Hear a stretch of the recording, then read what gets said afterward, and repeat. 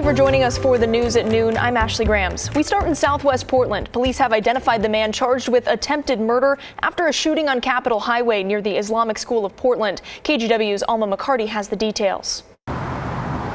Thursday afternoon, police cars surrounded a Shell gas station in Southwest Portland, the spot where officers found a man hit by a bullet. That individual has since been transported to an area hospital. His condition and the extent of his injuries are unclear at this point. Police say the shooting happened in this parking lot behind the Islamic School of Portland.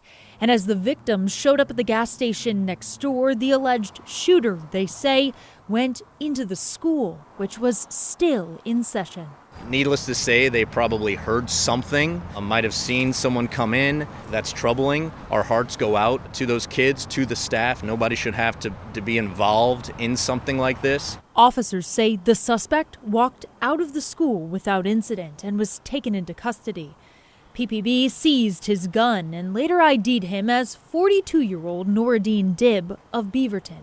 Investigators say the suspect and the victim, both adult men, knew each other and have a connection to the school and to the nearby mosque.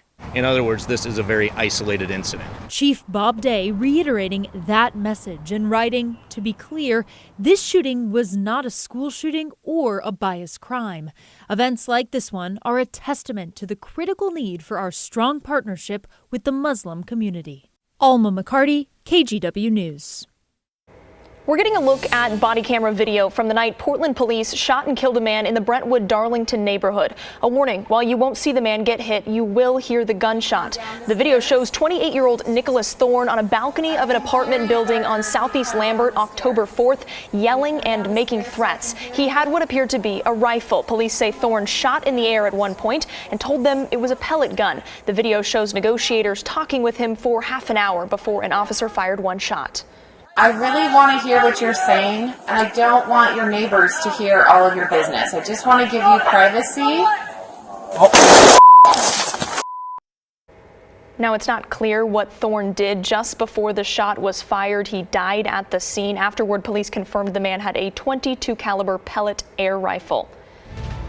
Now, we want to let you know the Lynn County Fire Defense Board announced that Saturday is the official start of the burn season. The Defense Board represents multiple fire department agencies, including Lebanon, Albany, and Sweet Home. But the board says to call the Lynn County Burn Line before you start burning. That number is on your screen, 541-451-1904. You're taking a live look now out at Timberline from our Timberline Skycam up on Mount Hood. While it's still only fall, there's a lot of snow on the ground up in the Cascades. Rod, are we saying goodbye to fire season and hello to winter now? We're certainly saying hello to fall. I mean, in a lot of people's minds, that's taking some get going, right? That snow up at Timberline is what's left of the 4 inches that fell yesterday. Any moisture up there today is primarily just wet.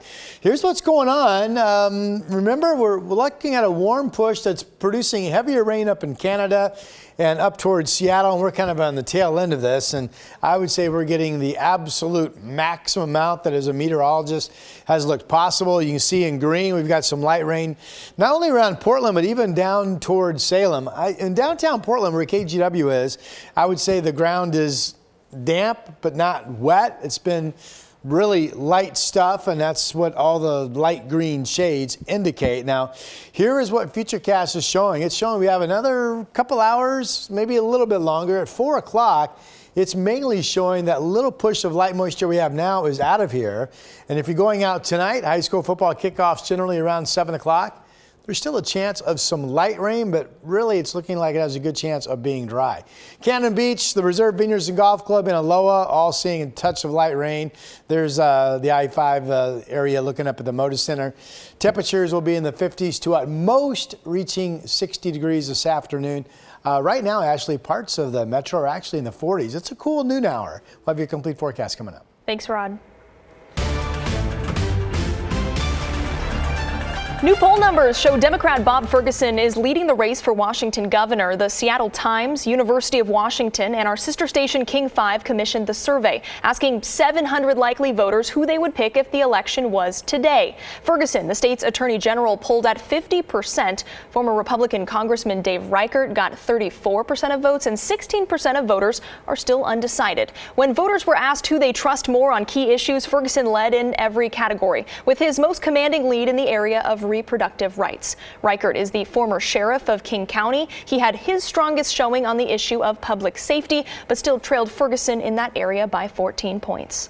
And a quick reminder here, ballots for next month's election must be mailed in today in Washington, though some have already been sent out. Monday, October 28th is also the last day you can register to vote in Washington, either online or by mail. However, Washington voters can still register in person right up to 8 p.m. on election night. That's November 5th. Well, here in Oregon, the Elections Division had to shut down its phone lines yesterday after a surge of out-of-state callers bombarded the office demanding to know why former President Trump was not part of this year's Oregon voters pamphlet. The social media posts incorrectly blamed Oregon election officials for leaving the former president out, making claims of vote tampering.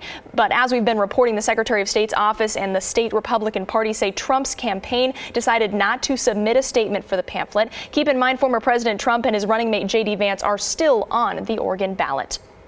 Well, it's a rematch in Southwest Washington coming up on Straight Talk with Laurel Porter. Democrat incumbent Representative Marie Gluesenkamp-Perez is taking on Republican challenger Joe Kent. She narrowly beat Kent 2 years ago in an upset victory for Washington's 3rd congressional district. But can she hold on to the seat? Laurel Porter talks with the two candidates on everything from the economy, support for Israel, and abortion. So will you make a pledge to viewers, to voters right now, that you would, if you're elected to Congress, you would never vote for a national abortion ban? Yeah, I'll never support a national abortion ban.